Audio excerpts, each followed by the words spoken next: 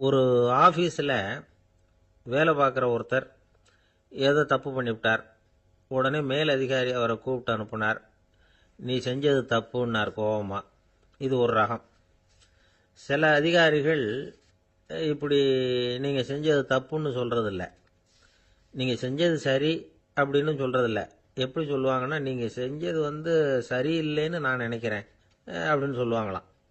அதாவது சில பேர் நீங்கள் செஞ்சது தப்புங்கிறாங்க, அதையே மாற்றி சொல்கிறாரு இவர், நீங்கள் செஞ்சது சரியில்லைன்னு நினைக்கிறேன்.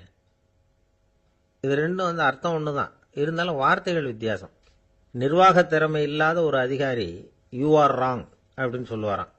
நிர்வாக திறமை உள்ள அதிகாரியாக இருந்தால் அதையே கொஞ்சம் மாற்றி I think you are not correct அப்படிம்பாராம். இதுதான் வித்தியாசம். இருந்தாலும் வார்த்தைகளை உபயோகப்படுத்துகிற விதத்தை வச்சு தான் வேலை நல்லா நடக்கிறதும் நடக்காததும் இருக்கு. விவரம் தெரிஞ்சவங்க என்ன சொல்கிறாங்க தெரியுமா? Be a leader not a boss அப்படிங்கிறாங்க. ஒரு லீடராக இரு, பாஸாக இருக்காதே அப்படிங்கிறாங்க. சரி, அப்படின்னா லீடருக்கும் பாஸுக்கும் வித்தியாசம் உண்டா அப்படின்னு கேட்டால் இருக்குன்னு சொல்கிறாங்க. லீடருங்கிறவர் வேற, பாஸுங்கிறவர் வேற. ஒரு லீடர் எப்படி நடந்துக்குவார், ஒரு பாஸ் எப்படி நடந்துக்குவார், இதை முதல்ல நாம் தெரிஞ்சுக்கணும். அவங்க எப்படி நடந்துக்குவாங்க அப்படிங்கிறதுக்கு சில விவரங்கள் இருக்கு. அதை கேட்டோம்னா நாம் புரிஞ்சுக்கலாம் அதை. அதாவது பாஸுங்கிறவர் விரட்டிக்கிட்டே இருப்பார், லீடருங்கிறவர் ஊக்கப்படுத்திக்கிட்டே இருப்பார். நாளைக்கு சாயந்தரத்துக்குள்ள அந்த வேலையை செஞ்சு முடிக்கலைன்னா தொலைச்சி விடுவோம் தொலைச்சி அப்படிம்பார் அவர். இவர் எப்படி சொல்லுவார்னா, இது வரைக்கும் நீங்கள் செஞ்சிருக்கிற வேலை ரொம்ப அற்புதம் அப்படிம்பார். பாஸுங்கிறவர் அதிகாரத்தை நம்பி செயல்படுறவர், லீடருங்கிறவர் நல்லெண்ணத்தை நம்பி செயல்படுறவர். நம்மகிட்ட அதிகாரம் இருக்கு, பவர் இருக்கு, அதனால காரியத்தை சாதிச்சுடலாம் அப்படின்னு நினைக்கிறவர் அவர். மற்றவங்க கிட்ட ஒரு நல்ல அபிப்பிராயத்தை சம்பாதிச்சுக்கிட்டு அது மூலமா காரியங்களை சாதிக்கிறவர் இவர். பாஸுங்கிறவர் பயத்தை உண்டு பண்ணுவார், லீடருங்கிறவர் அன்பை பரவ செய்வார். அதை செய்யலைன்னா ஆடிட்டில் தகராறாயிடும், இது செய்யலைன்னா இன்க்ரிமெண்ட் கட் ஆகிடும், இப்படி ஏதாவது சொல்லி பயமுறுத்திக்கிட்டே இருப்பார் அவர். இவர் அப்படி இல்லை. உடம்பு இப்படி இருக்குது, வீட்டில் எல்லாரும் சௌக்கியமாக இருக்கிறாங்களா, ஆஃபீஸில் எல்லாம் வசதியாக இருக்குதா, நான் ஏதாவது உதவி செய்யணுமா அப்படின்னு அன்புக்கு முக்கியத்துவம் கொடுப்பார். பாஸுங்கிறவர் எதுக்கெடுத்தாலும் நான் சொல்லிக்கிட்டு இருப்பார், லீடருங்கிறவர் நாமன்னு சொல்லிக்கிட்டு இருப்பார். பாஸுங்கிறவர் தப்புக்கு காரணம் யாருன்னு பார்ப்பார், லீடருங்கிறவர் தப்பு என்னன்னு பார்ப்பார். இதுதான் ரெண்டு பேருக்கு வித்தியாசம். The boss shows who is wrong, the leader shows what is wrong அப்படின்னு சொல்லுவாங்க. இந்த காரியம் எப்படி செய்யப்பட்டிருக்கு அப்படின்னு தெரிஞ்சுக்கிறவர் பாஸ். இந்த காரியத்தை எப்படி செய்யணும்னு செஞ்சு காட்டுறவர் லீடர். பாஸுங்கிறவர் பணியாளர்களை திட்டுவார், லீடர் மரியாதைக்குரியவராக நடத்துவார், அதுக்குரியவராக அவர் நடந்துக்குவார். செய்கிற வேலையை ஒரு சுமையா நினைக்க வைக்கிறவர் பாஸ், செய்கிற வேலையை ஒரு சந்தோஷமா ஆக்கிறவர் லீடர். ஒரு முதலாளியா இருக்கிறவர் அல்லது ஒரு நிர்வாகியா இருக்கிறவர் இது மாதிரியான நுணுக்கங்களை எல்லாம் தெரிஞ்சு வச்சுக்கிறது நல்லது. ஒரு பாஸ் இருக்கார், அவர் ஒரு நாள் ரொம்ப பெருமையா தன்னோட ஆபீஸை பத்தி பேசிக்கிட்டு இருந்தார். எனக்கு கீழே 200 பேர் வேலை செய்யறாங்க சார், நான் ஒரு கோடு கிழிச்சா அவங்க அதை தாண்டாத அளவுக்கு நான் நடந்துக்கிறேன் சார் அப்படின்னார் அவர். அது எப்படி முடியுது உங்களால அப்படின்னு கேட்டோம். நான் கோடே கிழிக்கிறது இல்லை சார் அப்படின்னார். ஒரு ஊர்ல ஒரு ராஜா இருந்தார். அவரு ஒரு நாள் காலையில அரண்மனையில மேல் மாடத்துல நின்றுகிட்டு இருந்தார். அப்போ ஒரு ஆள் வீதியில ரொம்ப வேகமா ஓடிக்கிட்டு இருக்கான். அதை ராஜா கவனிச்சார். அவன் மனசுல ஏதோ ஒரு தவிப்பு இருக்குங்கிறத புரிஞ்சுக்கிட்டார். உடனே அரண்மனை சேவகர்களை கூப்பிட்டார். அந்த ஆளை இங்க அழைச்சிட்டு வாங்க அப்படின்னார். இவங்க ஓடி போய் அந்த ஆளை அழைச்சிட்டு வந்தாங்க. மன்னர் முன்னாடி நிறுத்தினாங்க. மன்னர் அவனை நிமிர்ந்து பார்த்தார். எதுக்காக இவ்வளவு வேகமா ஓடிக்கிட்டு இருக்கிற அப்படின்னு கேட்டார். இதுக்கு அவன் சொன்னா, மன்னா, நம்ம கோட்டையின் வடக்கு வாசல் இருக்கு இல்லையா, அது ஓரமா ஒரு பெரிய பாறாங்கல் கிடக்கு, அதுக்கு அடியில நான் ஒரே ஒரு வெள்ளி நாணயத்தை புதைச்சி வச்சிருக்கேன், அது இப்போ எனக்கு தேவைப்படுது, என்னுடைய மனைவிக்கு ஒரு பரிசு வாங்கி கொடுக்க வேண்டியிருக்கு, அதுக்காக தான் அவசரமா ஓடிக்கிட்டு இருக்கிறேன் அப்படின்னா. மன்னர் யோசனை பண்ணார். அப்புறம் சொன்னார், அதுக்காகவா இப்படி ஓடுற, பரவாயில்ல, அதை பத்தி கவலைப்படாத, நான் உனக்கு 10 வெள்ளி காசுகள் தர்றேன், வாங்கிட்டு திரும்பி போ அப்படின்னார். இவன் தலையை சொரிஞ்சான். மன்னா, நீங்க கொடுக்கறத ரொம்பவும் மகிழ்ச்சியோட வாங்கிக்கிறேன், இருந்தாலும் அதுக்கப்புறம் அந்த வடக்கு வாசலுக்கு போய் அங்க இருக்கிற ஒரு நாணயத்தையும் எடுத்துக்கிட்டு போயிடுறேனே அப்படின்னானா. இத பாருப்பா, அந்த ஒரு நாணயத்தை மறந்துரு, உனக்கு 100 வெள்ளி நாணயங்கள் தரேன் இருக்கார். மன்னா, ரொம்ப மகிழ்ச்சி. உங்க மாதிரி தாராள குணம் வேற யாருக்கும் வராது. நீங்க கொடுக்கற 100 நாணயங்களையும் வாங்கிக்கிறேன். இருந்தாலும் வடக்கு வாசலுக்கு போய் அதையும் எடுத்துக்கிட்டா 101 ஆயிடுமே அப்படின்னு நானா. இத பாருப்பா, அந்த ஒரு நாணயத்தை மறந்துரு, அது எக்கேடாவது கெட்டு போகட்டும். நான் உனக்கு 100 பொற்காசுகள் தரேன், அதையாவது வாங்கிட்டு வந்த வழியிலேயே திரும்பி போடுன்னாராம். தங்க நாணயங்களே தரேன்னு சொல்றீங்க, தாராளமா வாங்கிக்கிறேன். இருந்தாலும் வடக்கு வாசலுக்கு போய் அப்படின்னு மறுபடியும் ஆரம்பிச்சான். அரசர் பொறுமை இழந்துட்டார். கடைசியா ஒரு முடிவுக்கு வந்துட்டார். இத பாருப்பா, உனக்கு என்னுடைய ராஜ்யத்திலேயே பாதியை கொடுத்துடுறேன், அப்படியாவது திருப்தியா திரும்பி போ அப்படின்னாராம். மன்னா, உங்களுடைய பெருந்தன்மைக்கு ஈடு இணையே கிடையாது. தேசத்திலேயே பாதி பிரிச்சு கொடுக்குறேன்னு சொல்றீங்க, அதனால உங்ககிட்ட ஒரு சின்ன வேண்டுகோள் அப்படின்னானா. சொல்லுன்னாராம் மன்னர் ஆர்வமா. இவன் மெதுவா ஆரம்பிச்சான்.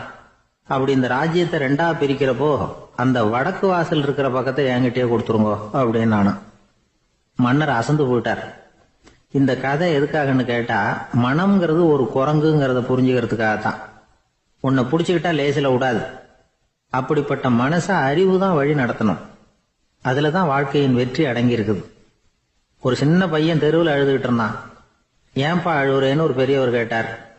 1 ரூபா காசை இங்க தொலைச்சுட்டேன் அப்படின்னா. சரி, அதுக்காக அழாத, அதுக்கு பதிலா 10 ரூபா தரேன், இந்தா வச்சுக்கோன்னு கொடுத்தாரு. இந்த 10 ரூபாய வாங்கி சட்டப்பையில போட்டுக்கிட்டு அதை விட அதிகமா சத்தம் போட்டு அழ ஆரம்பிச்சுட்டான். மறுபடியும் ஏன்டா அழறேன்னு கேட்டார் பெரியவர்.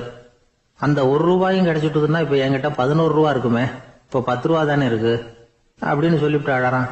அரேபிய நாடு, அங்க ஒரு ஆட்சி தலைவர். அரேபிய நாட்டு ஆட்சி பொறுப்பை ஏத்துக்கிட்டவர். அவர் ஆட்சி பொறுப்பை ஏத்துக்கிட்ட பிறகு ஒரு நாள் ஒரு தெருவில் நடந்து போய்கிட்டு இருந்தார். அவர் தோள்ல ஒரு பெரிய துணி மூட்டை, அதை சுமந்துக்கிட்டு கடத்தெருவை நோக்கி அவர் போய்கிட்டு இருக்கிறார். வழியில அவரை சந்திச்சார் உமர். அவர் கேட்டார், கலீஃபா அவர்களே, எங்க புறப்பட்டுட்டீங்க அப்படின்னு கேட்டார். கலீஃபான்னா ஆட்சி தலைவர்னு அர்த்தம். இதுக்கு அவர் சொன்னார், நான் துணி வணிகம் செய்யறவன், அதனால துணி வியாபாரம் செய்யறதுக்காக போயிட்டு இருக்கிறேன்னார். நீங்க இப்போ இந்த நாட்டுக்கு ஆட்சி தலைவர், ஆட்சி பொறுப்புல இருக்கிறீங்க, நீங்க வியாபாரம் செய்ய போட்டா அரசு பணிகளை செய்யறது யாரு அப்படின்னு கேட்டார் அவர். நான் அரசு பணிகளை மட்டுமே செஞ்சுக்கிட்டு இருந்தா என் குடும்பத்தை காப்பாத்துறது யாரு அப்படின்னு கேட்டார் அவர். இப்படி கேட்டவர் யாரு தெரியுமா? அவர் தான் அபூபக்கர், இறை தூதர் முகமது அவர்களுக்கு பிறகு கலீஃபாவாக தேர்ந்தெடுக்கப்பட்டவர். அப்போலாம் ஆட்சி தலைவர்களுக்கு சம்பளம்னு எதுவும் கிடையாது. இந்த பிரச்சனையை எப்படி தீர்க்கிறதுன்னு யோசனை பண்ணார் உமர். அபு உபைதா அவர்கள்கிட்ட அழைச்சிட்டு போனார். அவர் யாருன்னா, அவர் தான் பொது நிதி கருவூலத்தின் பொறுப்பாளர். அவர்கிட்ட பிரச்சனையை சொன்னார். இது மாதிரி ஆட்சி தலைவருக்கு பொது நிதியிலிருந்து ஊதியம் அளிக்க முடியுமான்னு கேட்டார்.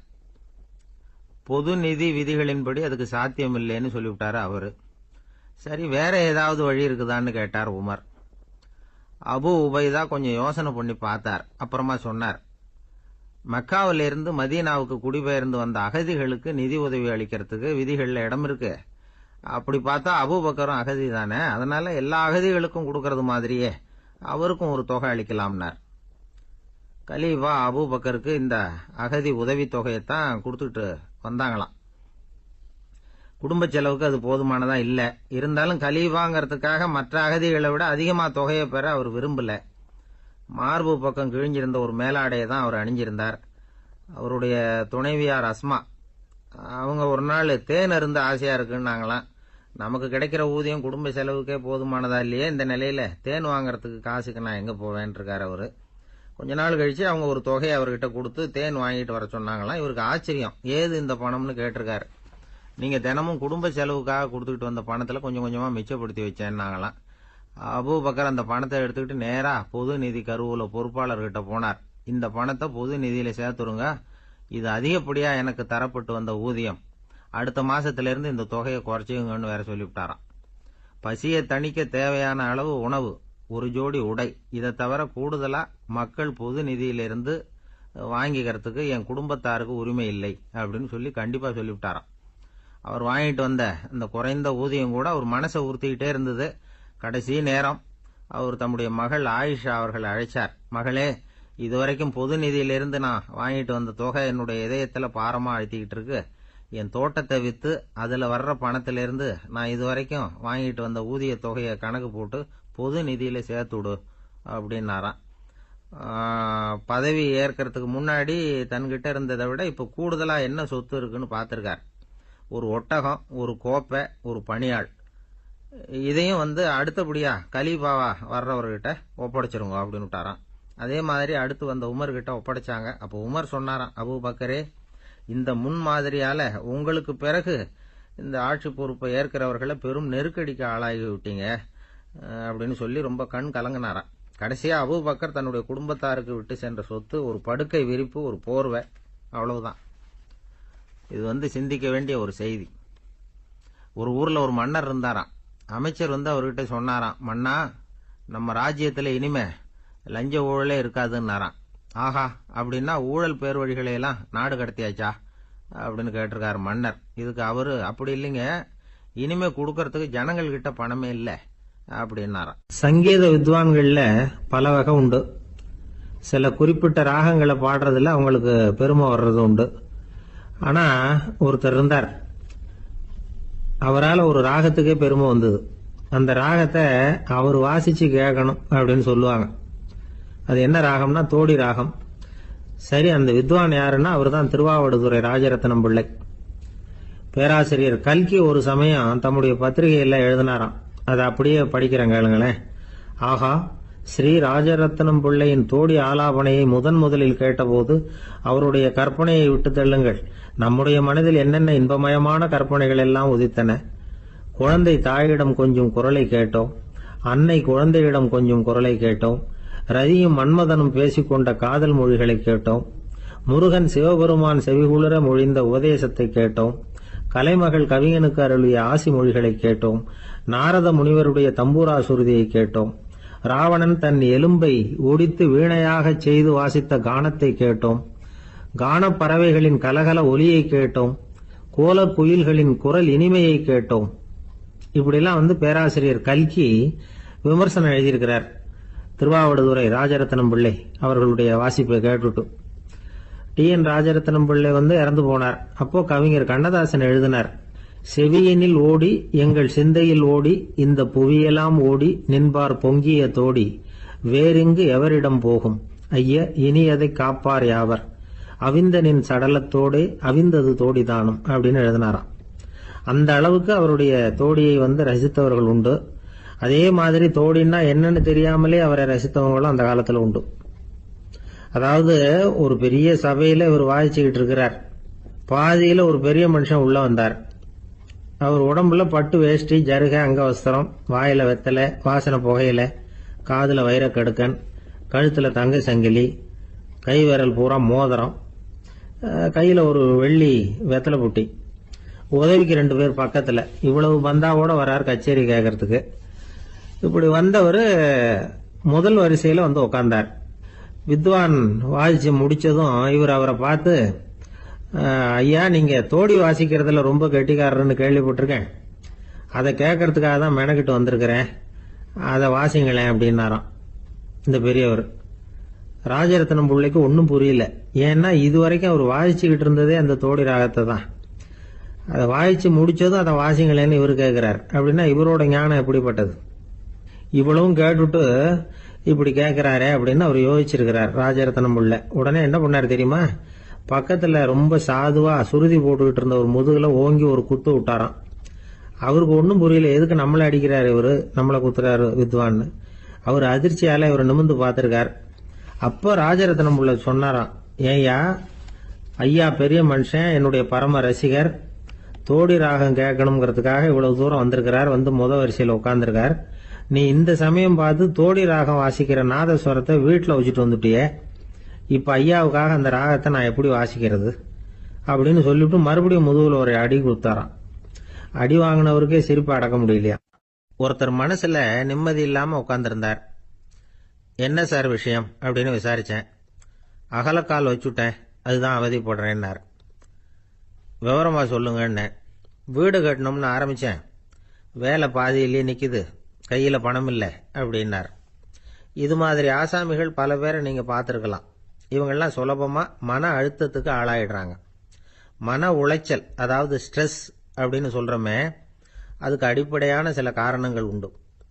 அதாவது மிகையாக திட்டமிடுதல் அப்படிங்கிறதும் ஒரு முக்கியமான காரணம். நடைமுறை சாத்தியம் என்னங்கிறத மனசில் வச்சுக்கிட்டு எந்த திட்டத்தையும் தீட்டணும், அப்போ தான் அது சரியாக வரும். ரெண்டாவது காரணம் என்ன தெரியுமா? ஒரே நேரத்தில் பல்வேறு செயல்களில் ஈடுபடுறது. தொலைபேசியில் பேசிக்கிட்டே கையில் இருக்கிற கடிதத்தை படிச்சுக்கிட்டே எதிரில் உட்காந்துக்கிட்டு இருக்கிறவருக்கும் அப்பப்போ பதில் சொல்லிக்கிட்டு மனசில் பல்வேறு சிந்தனைகளை அப்படியே ஓட விட்டுக்கிட்டு இருக்கிறது, இதுவும் மன அழுத்தத்தை உண்டாக்குது. மூணாவது காரணம், எதிலையும் வெற்றி மட்டும் எதிர்பார்க்குற ஒருதலை பட்சமான ஆர்வம். நாம் தொட்டதெல்லாம் வெற்றியாகவே முடியணும் அப்படின்னு எதிர்பார்க்குறவங்க ஏதாவது ஒன்றில் தோல்வியை கண்டா தோண்டு போயிடுறாங்க. எப்படியும் முடியலாம்ங்கிற எண்ணம் ஏற்கனவே நமக்குள்ளே இருந்துட்டுதுன்னா அந்த அவஸ்தை வராது. அதனால் அதுவும் நம்ம வளர்த்து கொள்ள வேண்டிய ஒரு குணம். மன உளைச்சல் ஏற்படுறதுக்கு இன்னொரு காரணம், எதையும் வேகமாக செஞ்சுடணும் அப்படிங்கிற துடிப்பு. அந்த துடிப்பே மனசை அழுத்த ஆரம்பிச்சிடும். எந்த ஒரு காரியத்திலையும் தாமதமோ இடையூறோ ஏற்பட்டால் அதை பொறுத்துக்கிற மனப்போக்கம் வேணும். அது இல்லாதவங்க அழுத்தத்துக்கு ஆளாயிடுறாங்க. சில பேர் வேலைன்னு எந்த நேரம் பார்த்தாலும் வேலையே கதின்னு கிடப்பாங்க. பொழுதுபோக்குக்கோ உடற்பயிற்சிக்கோ குடும்பத்தில் உள்ளவங்க அல்லது நண்பர்கள் கூட கலந்துரையாடவோ கொஞ்சம் கூட நேரம் ஒதுக்க மாட்டாங்க. இந்த சுபாவம் மன அழுத்தத்தை உண்டு பண்ணும். இதையெல்லாம் புரிஞ்சுக்கிட்டு அதிலிருந்து விடுபடுறது எப்படின்னு யோசிக்கணும். வல்லுநர்கள் இது தொடர்பாக சில யோசனைகளை சொல்லி வச்சிருக்கிறாங்க. அது என்னன்னா, வாழ்க்கைங்கிறது பிரச்சனைகளால் பின்னப்பட்ட ஒன்று. அது எப்பவுமே முடிவடையாத ஒரு தொடர்கதை அப்படிங்கிறத முதல்ல நாம் புரிஞ்சுக்கணும். ஒரே நேரத்தில் ஒரு காரியத்தில் மட்டுமே நாம் கவனம் செலுத்தணும். அடுத்தவங்க காரியத்தில் தலையிடக்கூடாது. எதையும் பேச ஆரம்பிக்கிறதுக்கு முன்னாடி நம்மை நாமே கேட்டுக்க வேண்டிய கேள்வி 2. 1, நான் சொல்ல போகிறது ரொம்ப முக்கியமானதா? 2வது, நான் சொல்கிறத அவங்க கேட்கறதுக்கு ஆசைப்படுறாங்களா? நான் பேசுறதுக்கு அது சரியான நேரம் தானா? இதை யோசித்து பார்த்ததுக்கப்புறம் எதையும் பேச ஆரம்பிக்கணும். முடிஞ்ச அளவுக்கு வளைந்து போகிற சுபாவத்தை வளர்த்துக்கணும். நம்ம நேரம் விலை மதிப்பு இல்லாதது, அதை வீணாக்கக்கூடாது. சிரிக்க தெரியலனாலும் பரவாயில்ல, முகத்தில் கொஞ்சம் புன்முறுவலாவது காட்டணும். இதெல்லாம் ரொம்ப முக்கியம். அடுத்தவங்க ஏதாவது செஞ்சால் உடனே நன்றி சொல்ல மறக்கப்படாது. தினமும் கொஞ்சம் நேரத்தை தனிமையில் செலவு பண்ணணும். மன உளைச்சலிருந்து விடுபடுறதுக்கு 3 முக்கிய வழிகள் சொல்கிறாங்க. அதை சுருக்கமாக ரெட் அப்படின்னு சொல்கிறாங்க. RED ஆங்கில எழுத்தில். அந்த முதல் எழுத்து R, அது என்னன்னா ரிலாக்ஸேஷன், அதாவது இடை ஓய்வு. 2வது E எக்ஸர்சைஸ், உடற்பயிற்சி.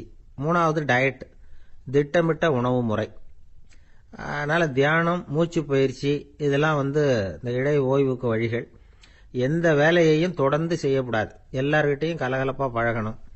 மாதத்துக்கு ஒரு நாளாவது குடும்பத்தோடு வெளியில் போயிட்டு வரணும். சுலபமான உடற்பயிற்சிகளை செய்யலாம்.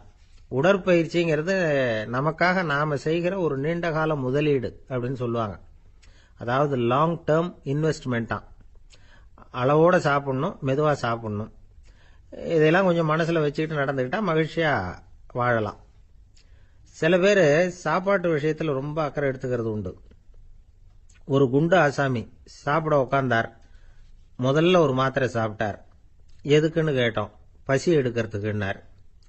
சாப்பிட்டு முடிச்சார். பிறகு மறுபடியும் ஒரு மாத்திரை சாப்பிட்டார். இது எதுக்குன்னு கேட்டோம். சாப்பிட்டது ஜீரணமாகறதுக்கு அப்படின்னார். என்னுடைய நண்பர் ஒருத்தர், அவருக்கு ஜாதகத்தில் நம்பிக்கை உண்டு. அவரே ஜோசியம்லாம் பார்ப்பார். என்ன சார் இந்த காலத்தில் இதையெல்லாம் நம்பிக்கிட்டு இருக்கீங்களே அப்படின்னு கேட்டா, உங்களுக்கு ஒன்றும் தெரியாது சார். இந்த உலகத்தில் ஒவ்வொருத்தரும் அவங்கவங்க செய்கிற நல்லது கெட்டதுக்கு தகுந்த பலனை அனுபவிச்சே தீரணும் பார். அது மட்டும் இல்லை, ஒருத்தர் செத்துட்டா கூட அவன் செஞ்ச பாவ புண்ணியங்கள் கூடவே போய்கிட்டு இருக்கும் பார். அது எப்படி கூட போவோம் அப்படின்னு குதர்க்கமாக கேட்டா, அதுக்கு அவர் ஒரு கதை சொன்னார். அது ரொம்ப சுவாரஸ்யமா இருந்தது. அது என்ன கதைன்னா, ஒரு ஊர்ல ஒருத்தர் இருந்தாராம். அவர் ஜோசியம் பார்க்கறதுல ரொம்ப கெட்டிக்காரரான். ஒருத்தருடைய தலைமுடியை மட்டும் அவர்கிட்ட காட்டினா போதும், அதை மட்டும் பார்த்துட்டு அவருடைய ஜாதகத்தையே அலசி விடுவாராம். அப்பேற்பட்ட திறமை. அந்த ஆள் ஒரு சமயம் கன்னியாகுமரி கடற்கரைக்கு போயிருந்திருக்கார். அங்க கரை ஓரமா ஒரு மண்டை ஓடு கிடந்திருக்கு. அதை எடுத்து பார்த்திருக்கார். அந்த மண்டை ஓட்டை வச்சுக்கிட்டே அதோட ஜாதகத்தை அலசியிருக்கார். இந்த மண்டை ஓட்டுக்கு உரிய ஆசாமி வாழ்க்கையில ரொம்ப கஷ்டப்பட்டிருக்கணும், நிறைய கஷ்டத்தை அனுபவிச்சிருக்கணும்.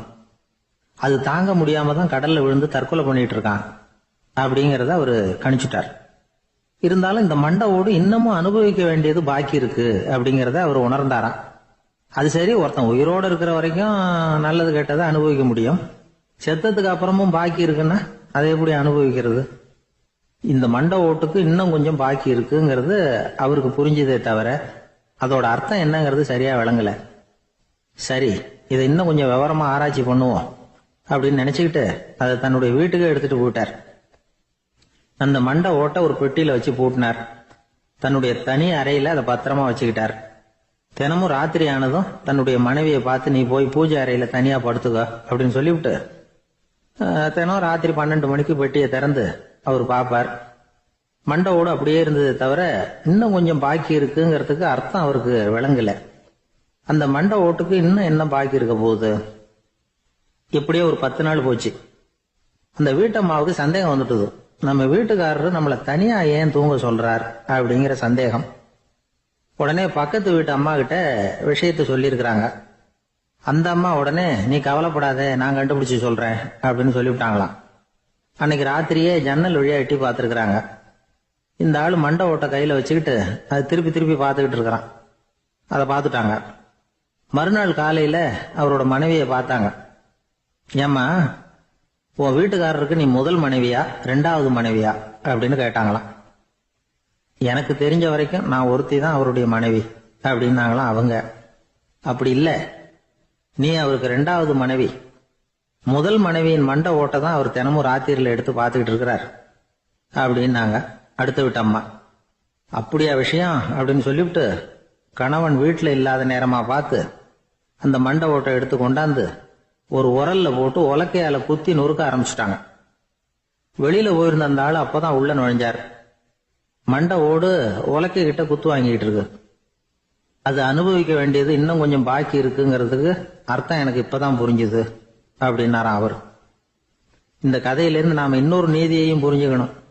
அதாவது நம்ம வீட்டை பத்தி நமக்கு புரியாததெல்லாம் அடுத்த வீட்டு. ஆசைப்படுறதுல தப்பு இல்லை, ஆனா அந்த ஆசை தேவைக்கு தகுந்த மாதிரி இருக்கணும். தேவைக்கு மீறிய ஆசைகள் இருக்கு பாருங்க, அது தேவையில்லை.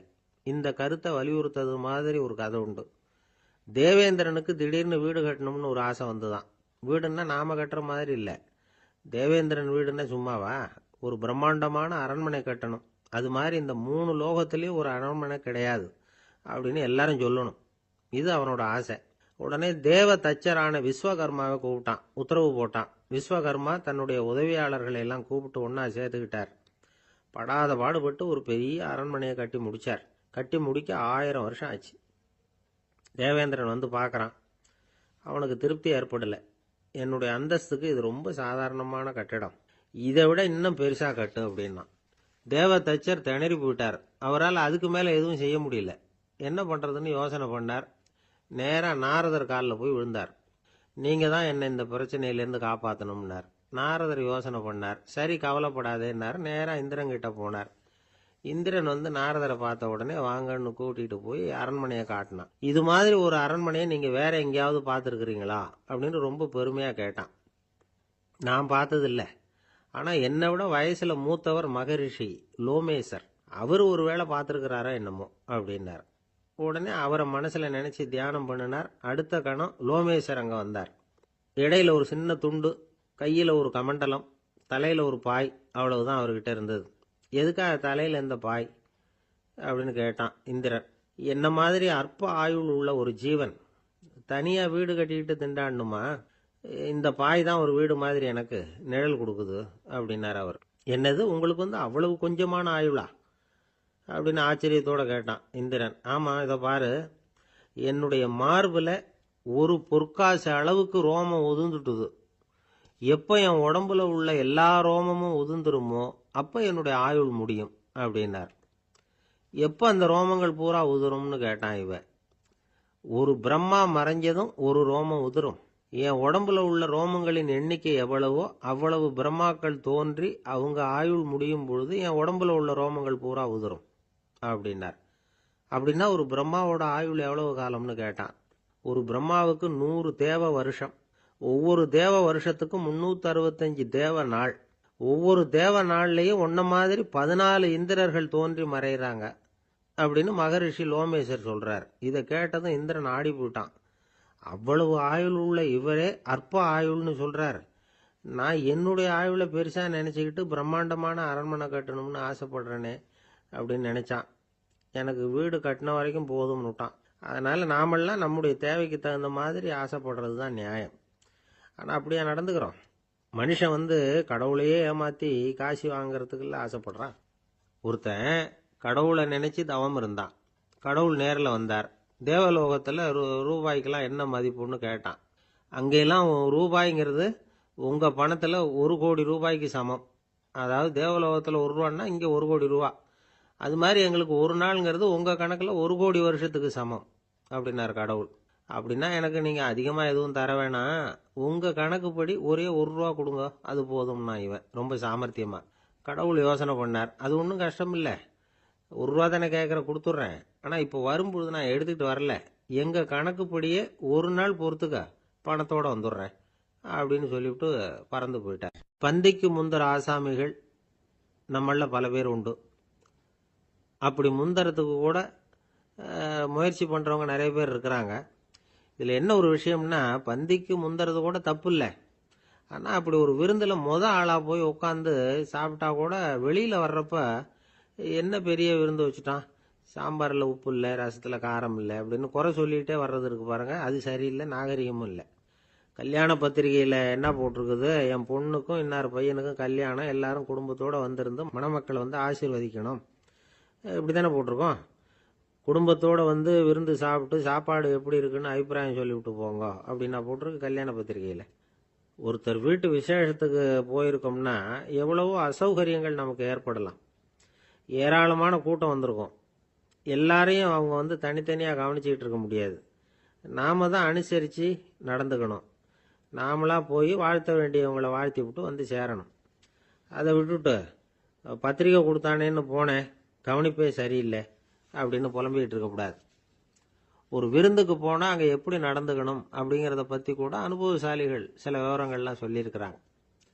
இந்த காலத்தில் கல்யாணம், பிறந்த நாள், அது இதுன்னு நிறைய விருந்துகள் நடக்குது. அதெல்லாம் எதுக்காக? மனித உறவுகளை வளர்த்துக்கிறதுக்காக தான், வேற எதுக்கு? ஒரு விருந்துக்கு போனால் அமைதியாக பொறுமையாக போய் உட்காரணும்.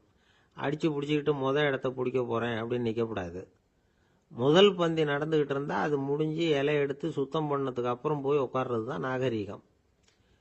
இலை எடுக்கிறதுக்கு முன்னாடி அங்கே போய் உட்காந்தா நல்லா இருக்காது. நீங்க சாப்பிட்டுட்டு உட்காந்துருக்கீங்களா, சாப்பிட்றதுக்கு உட்காந்துருக்கீங்களா, பார்க்குறவங்களுக்கு சந்தேகம் வந்துடும். அதே மாதிரி இலையில எல்லா ஐட்டமும் பரிமாறினதுக்கு அப்புறம் சாப்பிட ஆரம்பிக்கணும். ஒவ்வொரு ஐட்டமாக வைக்க வைக்க நாம பாட்டுக்கு எடுத்து உள்ள தள்ளிட்டே இருந்தோம்னா எதை வச்சோம் எதை வைக்கலன்னு பரிமாறினவரே குழம்பி போயிடுவார். ஏன்னா எப்போ பார்த்தாலும் இலை காலியாகவே இருக்கும். சாப்பிட்றப்போ உங்கள் சாப்பாட்டையே நீங்கள் கவனிக்கணும். அடுத்தவங்க இலையில என்ன இருக்குது, பக்கத்தில் இருக்கிறவர் எதை அதிகமாக சாப்பிட்றார், இதெல்லாம் நமக்கு என்னத்துக்கு? எல்லாரும் சாப்பிட்டு முடிக்கிற வரைக்கும் பொறுமையாக இருக்கிறது தான் நல்லது. நீங்கள் மட்டும் திடீர்னு பாதியில் எழுந்திரிச்சு பக்கத்தில் இருக்கிறவங்களுக்கு சங்கடமாக இருக்குமேங்கிறதெல்லாம் யோசிக்காமல் நீங்கள் பாட்டு எழுந்திரிச்சு போகக்கூடாது. பக்கத்தில் உள்ளவங்க உங்களை எழுந்திரிக்க சொன்னால் எழுந்திரிச்சு போகலாம். விருந்துகளில் சாப்பாட்டை வீணாக்கிறதே ஒரு நாகரிகமாக போட்டுது. இந்த காலத்தில் சாப்பாட்டுக்கே கஷ்டப்பட்டுக்கிட்டு பல பேர் இந்த உலகத்தில் இருக்கிறப்போ சாப்பாட்டை வீணாக்கிறது எவ்வளவு பெரிய மோசங்கிறத நினச்சி பார்க்கணும். வேணுங்கிற அளவுக்கு கேட்டு வாங்கி சாப்பிட்றது தான் முறை. விருந்தில் இந்த பஃபே அப்படின்னு சொல்லி ஒரு முறை சொல்கிறாங்கல்ல, அதாவது உணவு வகைகளையெல்லாம் பொதுவாக ஒரு இடத்துல வச்சுடுறது, நமக்கு தேவையானதை நாமே எடுத்து ஒரு தட்டில் போட்டுக்கிட்டு சாப்பிட வேண்டியது. இதில் கூட சில பேர் தேவைக்கு அதிகமாக எடுத்து போட்டுக்கிட்டு வீணாக்குறாங்க. சில சமயம் கடைசியாக சாப்பிட போகிறவங்களுக்கு எல்லா ஐட்டமும் கிடைக்காம போகலாம். அதை போய் பெருசு பண்ணிகிட்டு இருக்கக்கூடாது. என்ன சார், இந்த அளவுக்கு கூடவா நாகரிகம் தெரியாமல் இருக்கிறோம், இதை போய் பெருசாக சொல்ல வந்துட்டீங்களே அப்படின்னு நினைக்கலாம். ஒருத்தர் 2 பேருக்கு இந்த விவரம் தேவைப்படலாம். அவங்க காதலையும் இது விழட்டுமேங்கிறதுக்காக தான் இது. ஒரு பெரிய கல்யாண விருந்து நடந்துக்கிட்டு இருந்தது. விருந்து மண்டபத்து வாசலில் ஒருத்தர் நின்றுக்கிட்டு வர்றவங்களையெல்லாம் ரொம்ப மரியாதையாக வணங்கி உள்ளே அனுப்பி வச்சுக்கிட்டு இருந்தார். எப்படி தெரியுமா? வர்றவங்க கையெல்லாம் பிடிச்சி முத்தம் கொடுத்து அதுக்கப்புறம் உள்ளே அனுப்பி வச்சுக்கிட்டு இருந்தாராம். கூட்டம்லாம் முடிஞ்சதுக்கப்புறம் அவர்கிட்ட போய் கேட்டிருக்கிறாங்க, சார் நானும் எவ்வளவோ விருந்துகளுக்கு போயிருக்கிறேன், இருந்தாலும் இவ்வளவு மரியாதையாக வர்றவங்க கைக்கெல்லாம் முத்தம் கொடுத்து வரவேற்கிறத இங்கே தான் பார்க்குறேன் அப்படின்னு சொன்னாங்க. அதுக்கு அவர் சொன்னார், அட போங்க சார், நான் முத்தம் கொடுக்கல, முந்தின பந்திக்கு வந்து சாப்பிட்டவங்களே அடுத்த பந்திக்கும் வர்றாங்களான்னு மோந்து பார்த்து அனுப்பி வச்சுக்கிட்டு இருந்தேன் அப்படின்னார். ஒருத்தர் ஓடி வந்தார், இன்னொருத்தரை பார்த்து, சார் உங்க சைக்கிளை ஒரு நாள் இரவல் கொடுங்களேன், பக்கத்து ஊருக்கு போயிட்டு வர வேண்டியிருக்கு அப்படின்னார். இவர் சைக்கிளை கொடுத்து பத்திரமா கொண்டுட்டு போங்கன்னார். சார் இதை பத்திரமா கொண்டு போறேன், கவலையே வேணாம், ஏன்னா இது உங்களோட சைக்கிள் அப்படின்னு நான் நினைக்கல, என்னோட சைக்கிளா நினைக்கிறேன் அப்படின்னார். அதுக்கப்புறம் தான் இவருக்கு உண்மையாவே பயம் வந்துட்டுது. ஏன்னா அவர் சொன்னது மாதிரி அதை தன்னோட சைக்கிளாவே நினைச்சு தள்ளிட்டு போட்டா என்ன பண்றது? எது எதை நம்முடையதா நினைக்கணுங்கிறதுக்கு ஒரு வரையறை இருக்கு. சில பேர் ஆபீஸையே வீடா நினைச்சு விடுறது உண்டு. அப்படிப்பட்டவங்க கூட வீட்டை ஆபீஸா நினைக்கிறது இல்லை. ஏன்னா வீட்டில் இவர் ஆபீஸரா நடந்துக்க முடியறதில்ல. இதெல்லாம் ஒரு பக்கம் இருக்கட்டும், இப்போ விஷயத்துக்கு வருவோம்.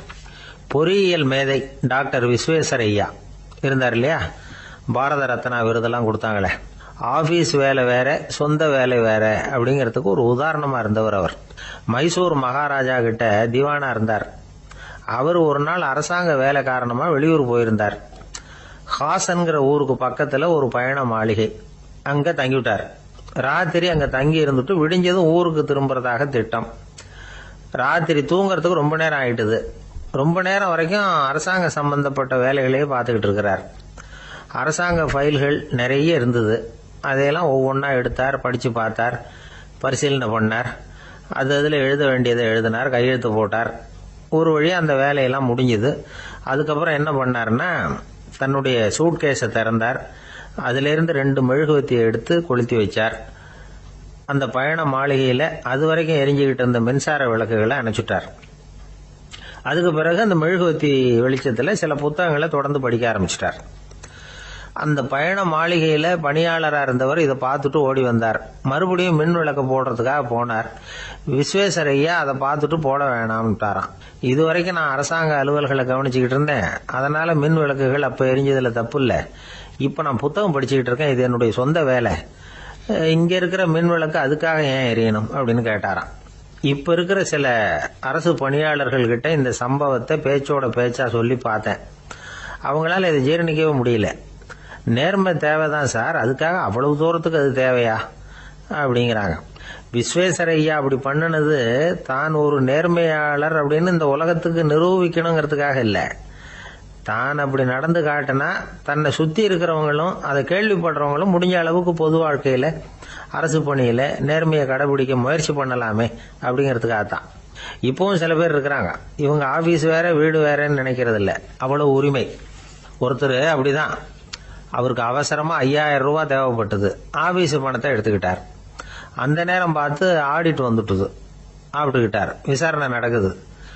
அவர் சொல்றார், சார் நான் நேரம் காலம் பார்க்காம ஆபீஸில் வேலை செய்வேன், ஏன்னா அதை என்னோட ஆபீஸா நினைக்கிறேன். அவசரத்துக்கு அந்த பணத்தை எடுத்தேன், மறுபடியும் வச்சுடலாம்னு தான் இருந்தேன், அதுக்குள்ள இப்படி ஆயிட்டுது. நீங்க என்ன நினைச்சாலும் சரி, நான் ஆபீஸ் வேற வீடு வேற அப்படின்னு நினைக்கிறது இல்லை, அது என்னோட சுபாவம் அப்படின்னார். விசாரணை பண்ணவர் தீர்ப்பு வழங்கினார். உங்க சுபாவத்துக்கு மதிப்பு கொடுத்து நானும் தீர்ப்பு வழங்குறேன். நீங்க கொஞ்ச நாள் ஜெயிலில் இருந்துட்டு வாங்க, அது உங்களுக்கு கஷ்டமா இருக்காதுன்னு நினைக்கிறேன்.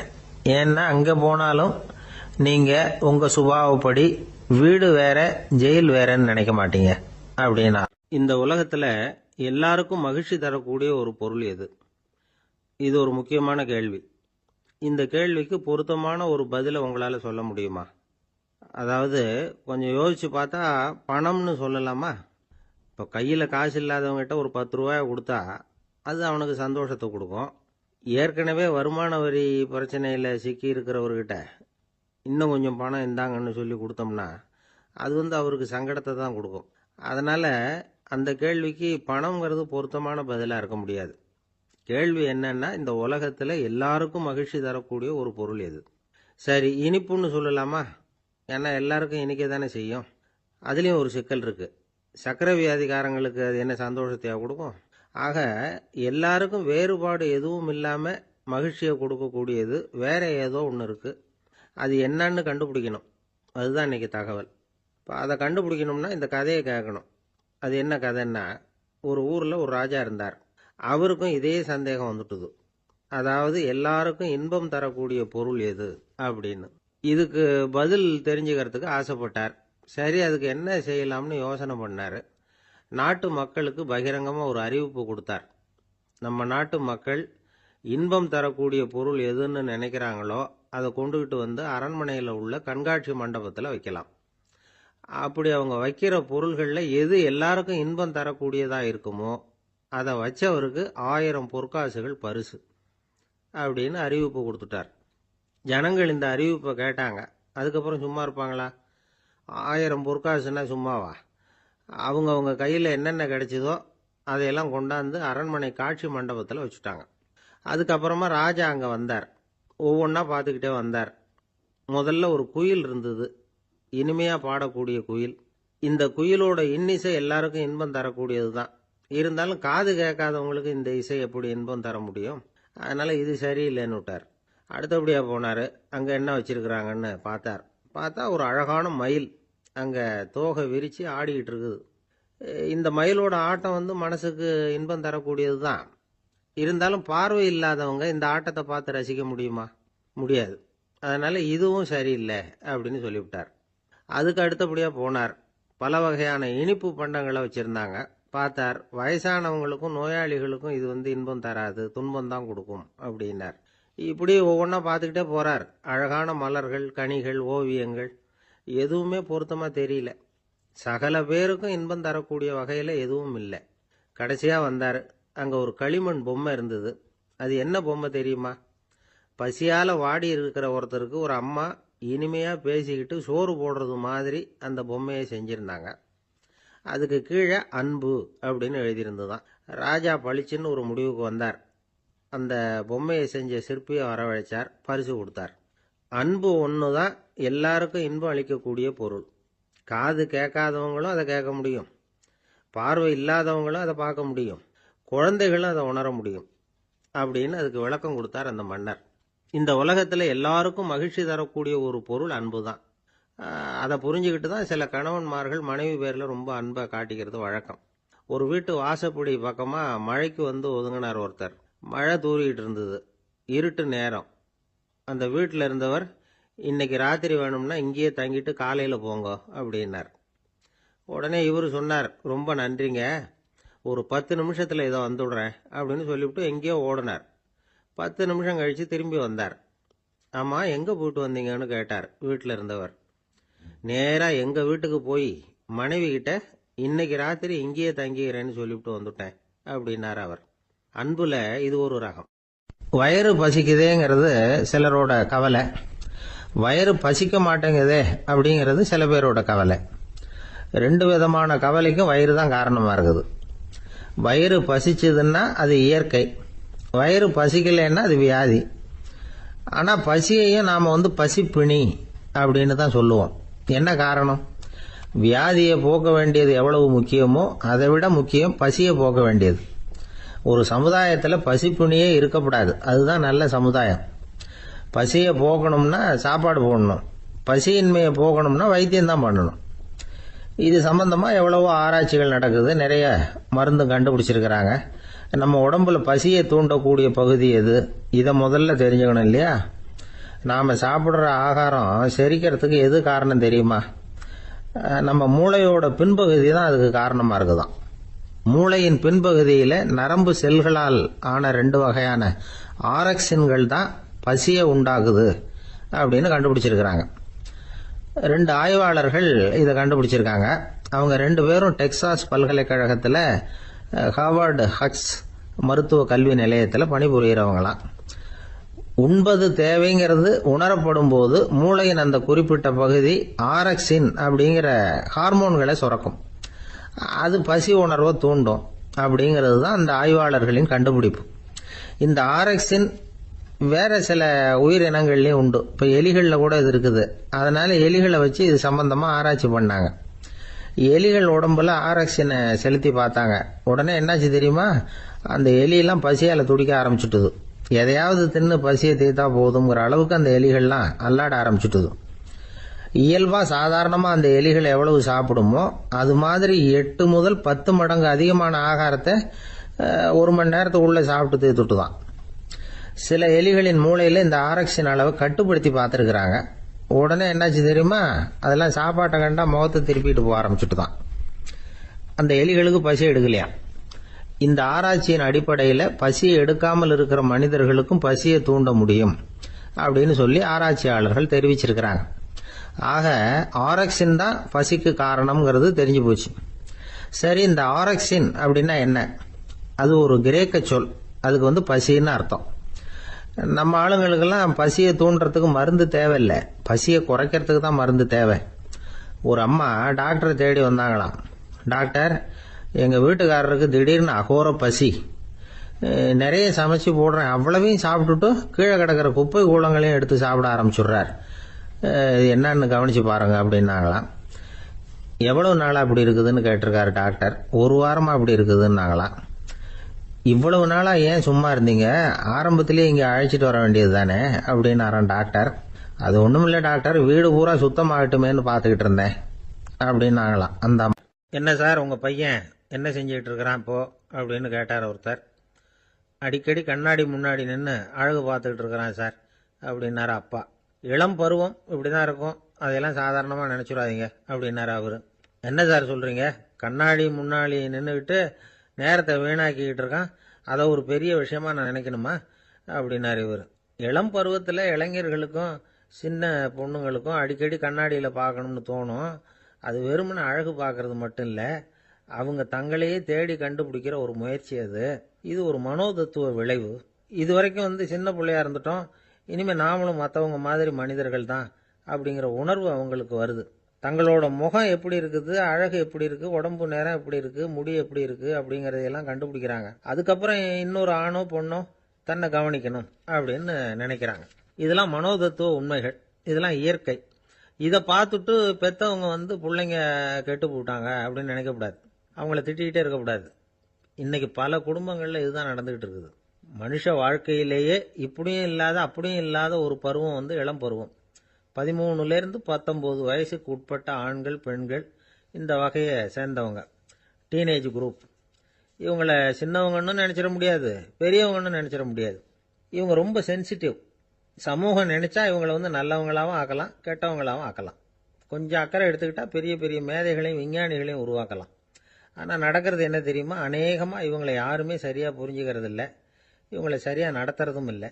இது வரைக்கும் நாம் சொல்கிறத கேட்டுக்கிட்டு இருந்தான், இப்பெல்லாம் அவன் இஷ்டத்துக்கு நடக்க ஆரம்பிச்சுட்டான் அப்படின்னு வருத்தப்படுற பெற்றோர்கள் அதிகம். இது வருத்தப்படுற விஷயம் இல்லை, சந்தோஷப்பட வேண்டிய விஷயம்.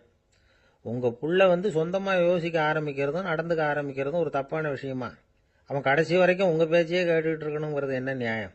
இன்னைக்கு இளைஞர்களை பெரியவங்க தப்பாக புரிஞ்சுக்கிட்டு தவறாக நடத்துறதுனால தான் அவங்களுக்கு வெறுப்பு, எரிச்சல், மனக்கசப்பு எல்லாம் உண்டாகுது. பெற்றவங்க சரியாக மதிக்கிறது இல்லை அப்படிங்கிற ஒரே காரணத்தினாலேயே வீணா போகிற பிள்ளைங்க இன்னைக்கு அதிகம். சரி, பெற்றவங்களுக்கு இன்னைக்கு என்னதான் புத்தி சொல்ல வர்றீங்க அப்படின்னு கேட்குறீங்களா? நாம எதையும் சொல்ல வரல, ஆனால் அது சம்பந்தமான சில நிபுணர்கள் சொல்லியிருக்கிறத உங்க காதில் போட்டு வைக்கலாம். அது என்னன்னா, பிள்ளைங்க கிட்ட அன்பு செலுத்துங்க. குழந்தையா இருந்தப்போ எவ்வளவு பாசமா இருந்தீங்க, வளர வளர அதை ஏன் குறைச்சிக்கிறீங்க? பெற்றவங்களின் அன்பான வார்த்தைகளுக்கு ஏங்குறவங்க தான் இன்றைய இளைஞர்கள். அவங்க எதை சொன்னாலும் அதை அக்கறையா காது கொடுத்து கேளுங்க, அலட்சியப்படுத்தாதீங்க. அவங்க விரும்புறது உங்ககிட்ட இருந்து ஒரு மதிப்பு, மரியாதை, அங்கீகாரம், இவ்வளவுதான். அவங்க அவங்களாவே முடிவுகள் எடுக்கட்டும், அதுக்கு நீங்க உதவியா இருங்க, அது போதும். மற்றவங்க முன்னாடி, முக்கியமா அவங்க நண்பர்கள் முன்னாடி அவங்கள பத்தி மட்டமா பேசாதீங்க. அவங்க கிட்ட பொய் சொல்லக்கூடாது. நீங்க சொன்னது பொய்ன்னு தெரிஞ்சு போச்சுன்னா உங்க பேர்ல அவங்களுக்கு இருக்கிற மதிப்பு போயிடும், நம்பிக்கை போயிடும். அவங்களுக்கு முன்னாடி நீங்க சண்டை போடக்கூடாது. உங்க பிள்ளைய எப்பவும் இன்னொரு பிள்ளையோட ஒப்பிட்டு பேசுற வேலையே வேணாம். கூட பிறந்த மற்றவங்களோட கூட ஒப்பிடக்கூடாது. இப்படி செஞ்சா அவன் உங்ககிட்டயும் பிரியமா இருக்க மாட்டான், அவங்ககிட்டயும் பிரியமா இருக்க மாட்டான். புள்ள எங்க போறான், என்ன பண்றான் அப்படின்னுலாம் துப்பறிஞ்சிக்கிட்டு இருக்கக்கூடாது. இளைஞர்கள் தனிமையை விரும்புறவங்க. அவங்கள பெட்டியில வச்சு மூடி பாதுகாக்கணும்னு நினைக்கக்கூடாது. அவங்கள எப்படி பாதுகாக்கிறது அப்படிங்கிறது அவங்களுக்கே தெரியும். உங்க புள்ள எப்படி நடந்துக்கணும்னு நீங்க எதிர்பார்க்குறீங்களோ அது மாதிரி நீங்க நடந்து காட்டுங்க, அது போதும். ஒரு வீட்டில் அப்பாவும் அம்மாவும் பேசிக்கிட்டு இருக்கிறாங்க. என்னங்க, நம்ம பொண்ணு பெரியவளாயிட்டா, அடிக்கடி கண்ணாடி முன்னாடி போய் நின்றுகிட்டு இருக்கிறா, சீக்கிரமா ஒரு பையனை பார்த்து கல்யாணத்தை முடிக்காம இப்படி மசன்னு கல்லு மாதிரி உட்காந்துருக்குறீங்களே அப்படின்னு சத்தம் போட்டாங்க அந்த அம்மா. அவசரப்படாத, பார்க்கறதுக்கு கண்ணுக்கு அழகா லட்சணமா புத்திசாலியாக ஒரு பையன் கிடைக்க வேணாமா, அதுதான் பார்த்துக்கிட்டு இருக்கிறேன் அப்படின்னார் அப்பா. இதுக்கு அந்த அம்மா சொல்கிறாங்க, எங்கள் அப்பா இப்படியெல்லாம் நினச்சிக்கிட்டு இருந்திருந்தா எனக்கு கல்யாணமே ஆயிருக்காது தெரியுமா அப்படின்னாங்களாம். எனக்கு இது மட்டும்தான் சார் தெரியும், இதை தவிர வேற எதுவும் தெரியாது அப்படின்னு சொல்லிக்கிட்டே காலம் தள்ளுறவங்க ரொம்ப பேர். அவங்கெல்லாம் கஷ்டப்பட வேண்டியிருக்கும். ஒருத்தர் தன்னுடைய தொழிலில் ரொம்ப கெட்டிக்காரராக இருக்கலாம், அதுக்காக எப்பவும் அதே ஞாபகத்தில் இருந்துக்கிட்டு உலகியல் அறிவு இல்லாமல் இருந்துடக்கூடாது, அது ஆபத்து. இதுக்காக நம்ம தாத்தா பாட்டிலாம் ஒரு கதை சொல்லுவாங்களே, கேள்விப்பட்டிருக்கீங்களா? ஒரு சமயம் ஒரு 4 பேர் சேர்ந்து வெளியூருக்கு பிரயாணம் போனாங்களாம். அந்த 4 பேர் எப்படி தெரியுமா? ஒருத்தர் வேதாந்தி, இன்னொருத்தர் சங்கீத வித்வான், 3வது ஆள் வைத்தியர், 4வது ஆள் ஜோசியர். இவங்க 4 பேரும் நண்பர்கள். அதனால சேர்ந்து புறப்பட்டாங்க. வழியில் ஒரு ஊரில் தங்கினாங்க. இருட்டி போச்சு. அதனால் இன்னைக்கு ராத்திரி இங்கேயே தங்கி இருந்துட்டு நாளைக்கு புறப்படலாம் அப்படின்னு தீர்மானம் பண்ணாங்க. சாப்பாட்டுக்கு என்ன பண்ணுறது? அங்கேயே கடத்தெருவுக்கு போய் சாமான்லாம் வாங்கியாந்து சமைச்சு சாப்பிட்லாம்னு முடிவு பண்ணாங்க. 4 பேர் இருக்கிறதுனால ஆளுக்கு ஒரு காரியமாக செய்யலாம் அப்படின்னு வேலையை பிரிச்சுக்கிட்டாங்க. வைத்தியர் கரிகாய் வாங்க போனார், வேதாந்தி எண்ணெய் வாங்க போனார், ஜோசியர் பலசரக்கு வாங்க போனார், சங்கீத வித்வானுக்கு சமைக்கிற வேலை. எல்லாம் சரி, ஆனால் நடந்தது என்ன தெரியுமா? கடைத்தெருவுக்கு காய்கறி வாங்க போனார்ல வைத்தியர், அங்கே போய் மார்க்கெட்டில் பார்த்தார். ஒவ்வொரு கறிகாயாக எடுத்து பார்த்தார். இது பித்தம், உடம்புக்கு ஒத்துக்காது, இது வாயு, உடம்பு ஒத்துக்காது அப்படின்னு ஒவ்வொன்றா தள்ளினார். கடைசியில் ஒன்றுமே தேரல, வெறுங்கையோட திரும்பி வந்துகிட்டு இருக்கிறார். எண்ணெய் வாங்க போனார வேதாந்தி, அவர் ஒரு தொண்டையில் எண்ணெயை வாங்கினார். பேசாமல் அதை எடுத்துகிட்டு வர வேண்டியது தானே, முடியல. அவருடைய வேதாந்த மூளை சிந்திக்க ஆரம்பிச்சுட்டுது. இந்த தொன்னைக்கு எண்ணெய் ஆதாரமா அல்லது எண்ணெய்க்கு தொன்னை ஆதாரமா அப்படிங்கிற ஆராய்ச்சியில் இறங்கினார். என்னாச்சு தெரியுமா? அப்படி கவுத்து பார்த்தார். வாங்கின எண்ணெய் பூராவையும் வழியில் கொட்டிவிட்டு வெறும் தொண்டையோடு சேர்ந்தார். பலசரக்கு வாங்க போனார் ஜோசியர், அவர் ஒரு வழியில் பார்த்தாரு. வழியில் வந்தவங்களெல்லாம் அங்கங்கே ஒரு மரத்தடியில் உட்கார வச்சு அவங்களுக்கெல்லாம் ஆர்வம் சொல்ல ஆரம்பிச்சிட்டார். அப்படி ஒவ்வொருத்தராக சொல்லி முடிச்சுட்டு கடத்தருக்கு போய் சேர்ந்தார். இவர் அங்கே போய் சேர்றதுக்குள்ளே ரொம்ப நேரம் ஆயிட்டுது. கடையெல்லாம் பூட்டி விட்டு போயிட்டாங்க. என்ன செய்யறது? அவரும் வெறுங்கையோட திரும்பி சேர்ந்தார். சரி, இவங்க கதை தான் இப்படி ஆச்சு. அங்கே சமைக்கிறதுக்காக உட்காந்துருந்தாரு சங்கீத வித்வான், அவர் கதை என்னாச்சு தெரியுமா? அங்கே அவர் அடுப்பை பற்ற வச்சு ஒலையை கொதிக்க வச்சார். அதாவது ஒரு பானையில் தண்ணியை ஊற்றி அடுப்பில் வச்சார். அது கொதிக்க ஆரம்பிச்சது. தண்ணி கொதிக்கிற சத்தம் இருக்குதுல்ல, அது இவருக்கு தாளம் போடுறது மாதிரி இருந்தது. ஒரே குஷி, பாட ஆரம்பிச்சிட்டார். பாடிக்கிட்டே உற்சாகமாக கையில் இருந்த கரண்டியால் அந்த பானையில் தட்டினார், தாளம் போடுறதா நினச்சிக்கிட்டு. அவ்வளவுதான், பானை பட்டுன்னு உடஞ்சி போச்சு. தலையில் கையை வச்சுக்கிட்டு அவரும் உட்காந்துட்டார். எந்த தொழில் தெரிஞ்சாலும் சரி, அதை புத்திசாலித்தனமாக பயன்படுத்த தெரியலன்னா ஆபத்து தான். அதுக்காக தான் இந்த கதை. ஒரு பஸ் டிரைவர் ரொம்ப கெட்டிக்காரரு. பஸ்ஸை ரொம்ப திறமையாக ஆபத்து இல்லாமல் ஓட்டினதுக்காக பரிசுலாம் வாங்கினவர். அவரே ஒரு படகு ஓட்டுறதுக்காக அழைச்சிட்டு போயிருக்கிறாங்க, மோட்டார் படகு. அதையும் ரொம்ப திறமையாக தான் ஓட்டிட்டு போயிருக்கிறாரு. நடுக்கடலில் போனதும் படகு நின்று போச்சு. மோட்டாரில் ஏதோ கோளாறு. என்ன செய்யலாம் அப்படின்னு அந்த டிரைவரை கேட்டிருக்கிறாங்க படகுல இருந்தவங்கெல்லாம்.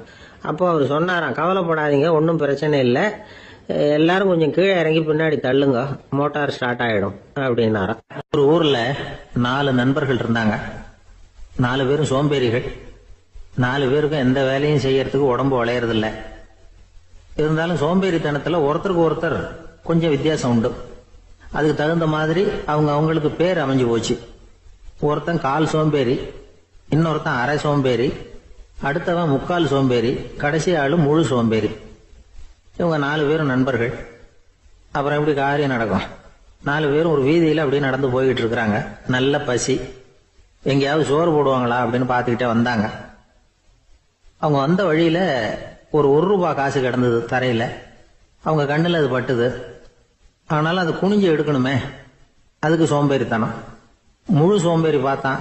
பக்கத்தில் வந்துகிட்டு இருந்த முக்கால் சோம்பேறி கிட்ட சொன்னானா, டேய் அதை கொஞ்சம் குனிஞ்சு எடுறா அப்படின்னானா. அவன் என்ன பண்ணான் தெரியுமா? அதுக்கு அடுத்தபடியா வந்த அரை சோம்பேறி கிட்ட சொன்னானா, டேய் நீ அதை கொஞ்சம் குனிஞ்சு எடுறா அப்படின்னானா. அவன் இவனை விட மோசம், அடுத்தவங்க கிட்ட சொல்லியிருக்கிறான். அவனும் குனியறதுக்கு தயாரா இல்லை. ஆக கூடி கடைசியில யாருமே காசை எடுக்கல. என்னத்துக்கு அனாவசியமா உடம்ப வளைச்சிக்கணும் அப்படின்னு எல்லாரும் பேசாம வந்துட்டாங்க. அவங்க பாட்டுக்கு நடந்து வந்துகிட்டே இருக்கிறாங்க. எதிரில் ஒருத்தன் வாழைப்பழத்தை வண்டியில வச்சு தள்ளிட்டே வந்தான். ரூபாய்க்கு 4 பழம்னு கூவி வித்துக்கிட்டே வர்றான். இப்ப அந்த முழு சோம்பேறி சொன்னானா, டேய், வழியில கிடந்தத 1 ரூபா, அதையாவது எடுத்துக்கிட்டு வந்திருந்தா இப்ப இந்த பழத்தை வாங்கி ஆளுக்கு ஒண்ணு சாப்பிடலாமே அப்படின்னானா. ஆமா, சாப்பிட்டுருக்கலாமே அப்படின்னாங்களாம் மற்றவங்களும். ஆனாலும் திரும்பி போய் அதை எடுக்கணும்னு யாருக்கும் தோணலை. பேசாம சோர்ந்து போய் நடந்து வந்தாங்களாம். இருட்டி போச்சு. வழியில ஒரு கோவில். சரி, இங்கேயே படுத்து தூங்குவோம் அப்படின்னா ஒருத்தன். அதுதான் சரின்னாங்க மற்றவங்களும். அப்படியே மண்டபத்துல படுத்துட்டாங்க. கோவில் அர்ச்சகர் வேலையெல்லாம் முடிச்சு விட்டு வெளியில வந்திருக்காரு. இவங்களை பார்த்தாராம். ஏன் இப்படி சோர்ந்து போய் கிடக்குறீங்க அப்படின்னு விசாரிச்சிருக்காரு.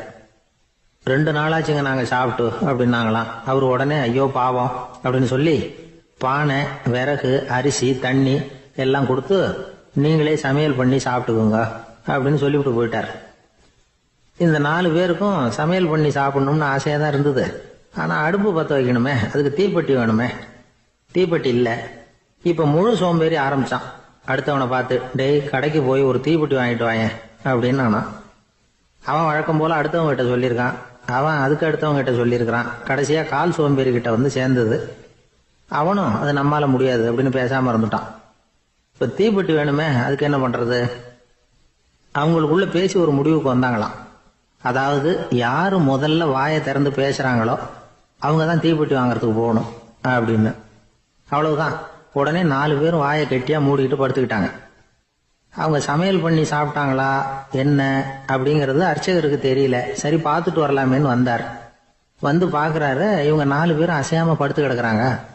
அர்ச்சகர் பயந்துட்டார். ஒருவேளை பசி தாங்காம செத்து போட்டாங்களோ அப்படிங்கிற பயம், அல்லது நாம கொடுத்த உணவுப் பொருள்ல ஏதாவது விஷம் கலந்துருக்குமோ அப்படின்னு பயந்தார்.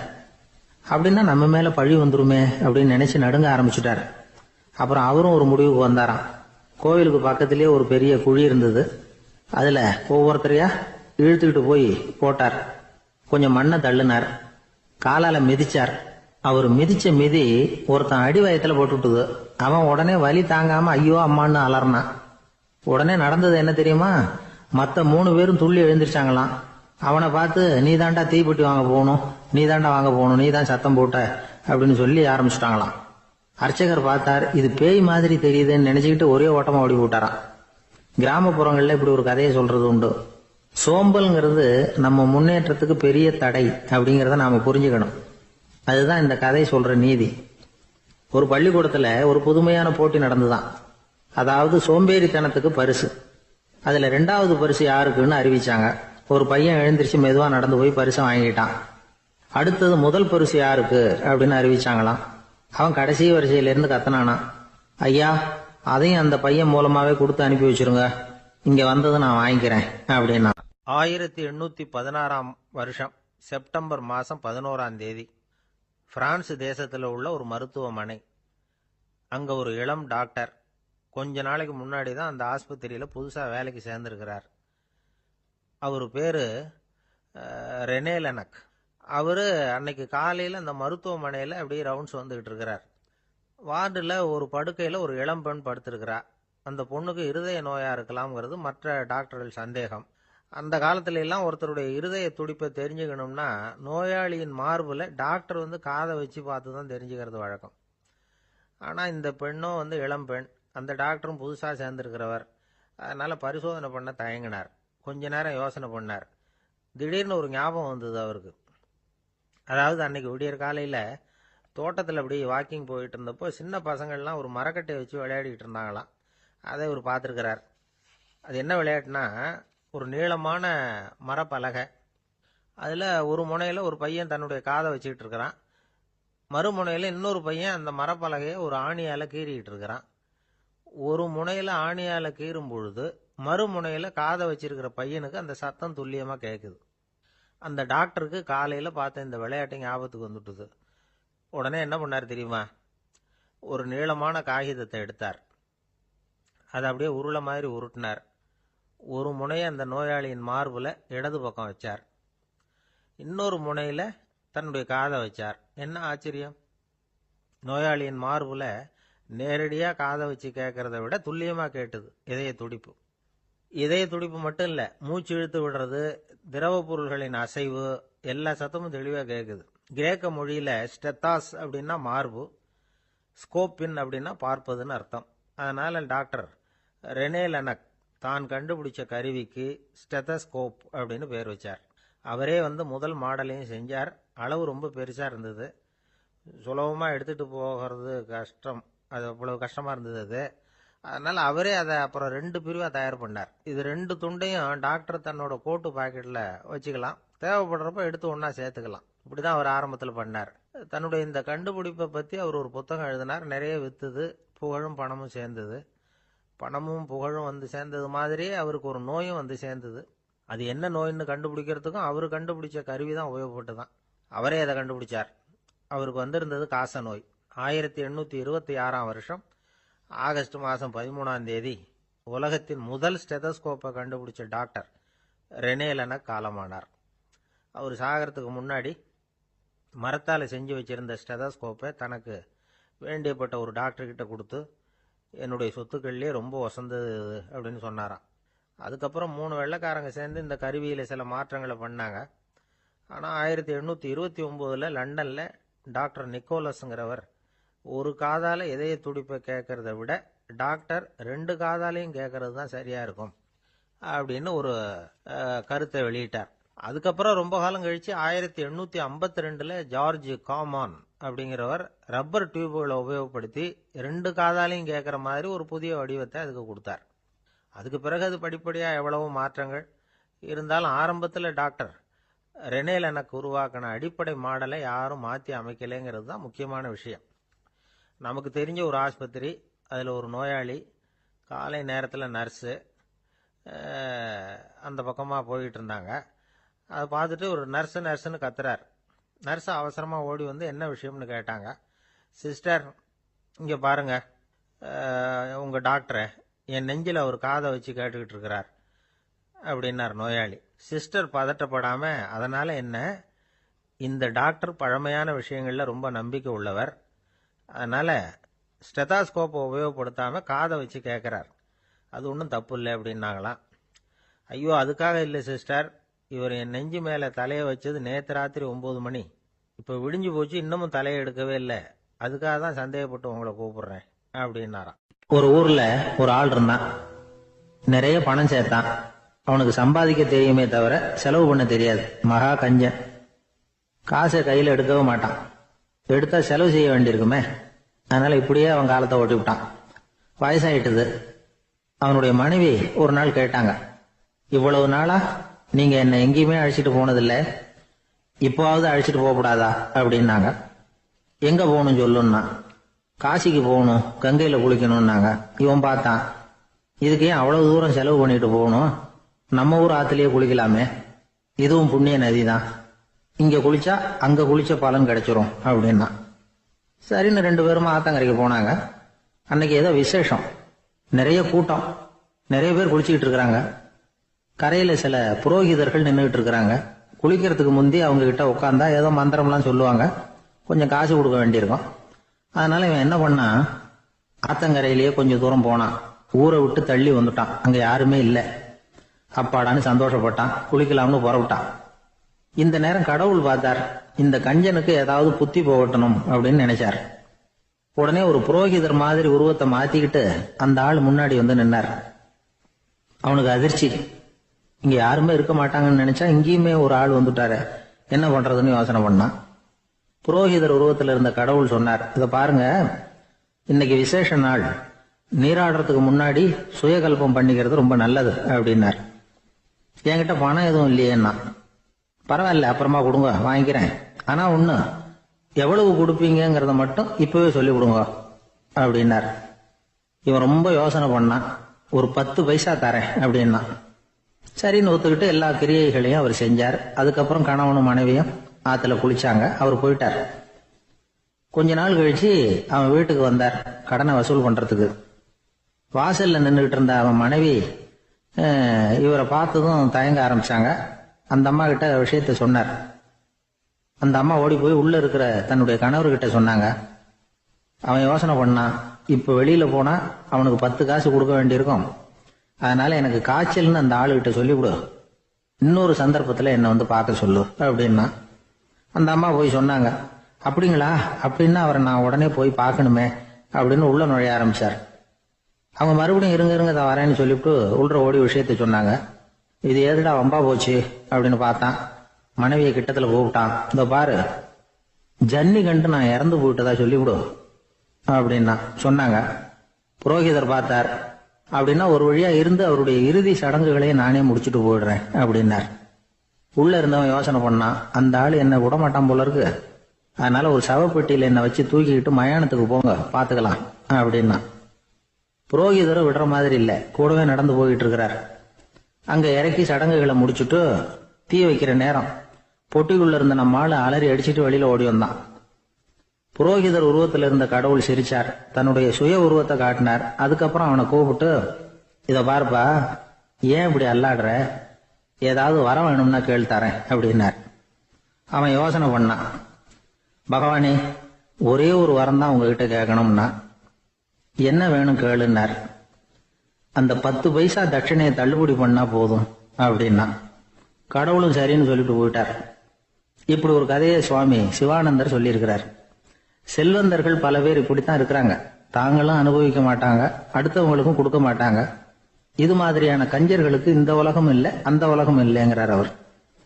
இந்த கதையில கடவுள் கடன் வசூலுக்கு வந்தது மாதிரி நம்ம ஊர் ஆள் ஒருத்தன் இன்னொருத்தர்கிட்ட 10 பைசா கடன் கொடுத்துட்டான். திருப்பி வாங்கறதுக்கு நடையா நடக்கிறான். கடைசியா கேட்டான், நீ எப்பதான் கடனை திருப்பி தரப்போற, அதை முடிவா சொல்லுன்னா. வர்ற வியாழக்கிழமை கண்டிப்பா கொடுத்துருவேன் அப்படின்னானா அவன். அன்னைக்கு நான் ஊர்ல இருக்க மாட்டேனே அப்படின்னானா இவன். அதனால என்ன, நானும் தான் அன்னைக்கு ஊர்ல இருக்க மாட்டேன் அப்படின்னா. ஒரு ஊர்ல ஒரு இளைஞன் இருந்தான். ஒரு நாள் அவன் ஒரு குருவை தேடிட்டு புறப்பட்டான். ஊரை விட்டு வெளியில போனான். போகிற வழியில ஒரு காடு. அந்த காட்டுல ஒரு மரத்தடியில ஒரு பெரியவர் உட்கார்ந்துருக்கிறார். அமைதியா மௌனமா அவர் அமர்ந்திருக்கிறார். இந்த பெரியவரை விசாரிக்கலாம், குருவை தேடி கண்டுபிடிக்கிறதுக்கு இவர் ஏதாவது ஒரு வழி சொல்லி கொடுப்பார் அப்படின்னு நினைச்சுக்கிட்டு அவர் நெருங்கினான். ஐயா, எனக்கு ஒரு குரு தேவை, எங்க கிடைப்பார், அவரை எப்படி அடையாளம் கண்டுபிடிக்கிறது, அதை பத்தி ஏதாவது விவரம் சொன்னீங்கன்னா நான் கண்டுபிடிச்சுக்குவேன் அப்படின்ட்டுருக்கான். பெரியவர் நிமிர்ந்து பார்த்தார். தம்பி, அது ரொம்ப சுலபம். அவர் வயசானவரா இருப்பார், என்னை விட சுமார் 30 வயசு அதிகமா இருக்கும். அவர் ஒரு மரத்தடியில் தான் உட்காந்துருப்பார் அப்படின்னு இருக்கான். சரிங்க பெரியவரே, அது என்ன மாதிரியான மரம், எப்படி இருக்கும் அப்படின்னு கேட்டிருக்கான். பெரியவர் அந்த விவரங்களையும் சொல்லியிருக்கிறாரு. அது மட்டும் இல்ல, சந்திக்கிற நாள், நேரம், வினாடி முதற்கொண்டு எல்லா விவரங்களையும் துல்லியமா சொன்னாராம். இவ்வளவு விவரங்களை இவரால் எப்படி சொல்ல முடியுது அப்படின்னு இவனுக்கு ஆச்சரியம். இருந்தாலும் அந்த பெரியவர் கடைசியா ஒரு விவரம் சொன்னார். அது என்ன தெரியுமா, எப்படியும் நீ அவரை சந்திக்கிறதுக்கு ஒரு 30 வருஷம் ஆகும் அப்படின்னு சொல்லிவிட்டாராம். ரொம்ப நன்றிங்க பெரியவரே அப்படின்னு சொல்லிவிட்டு அந்த இளைஞன் புறப்பட்டு இருக்கான். இப்போ அவனுக்கு குரு பத்தின விவரம் எல்லாம் கிடைச்சிட்டுது, சந்திக்கிற நேரமும் தெரிஞ்சுட்டுது. ஆனா 30 வருஷம் அவரை தேடி அலைய வேண்டியிருக்குமே. அவன் தேட ஆரம்பிச்சான். காடு மலை எல்லாம் சுத்தி அலைஞ்சான். பல வருஷங்கள் தேடினான். அழுத்து போயிட்டான். கடைசியில அவனுக்கும் வயசாயிட்டுது. கடைசியில தன்னுடைய சொந்த ஊருக்கே திரும்பி போயிட்டு இருந்தான். அங்க ஒரு மரத்தடியில அவன் தேடிட்டு இருந்த குருநாதர் கிடைச்சார். யார் அவருன்னா, 30 வருஷத்துக்கு முன்னாடி வழி சொல்லி கொடுத்தாருல அதே பெரியவர். அவருக்கு இப்போ 30 வயசு அதிகமாக இருந்தது. அதே மரம். அன்னைக்கு பெரியவர் சொன்ன அடையாளம் இப்போ பொருத்தமா இருந்தது.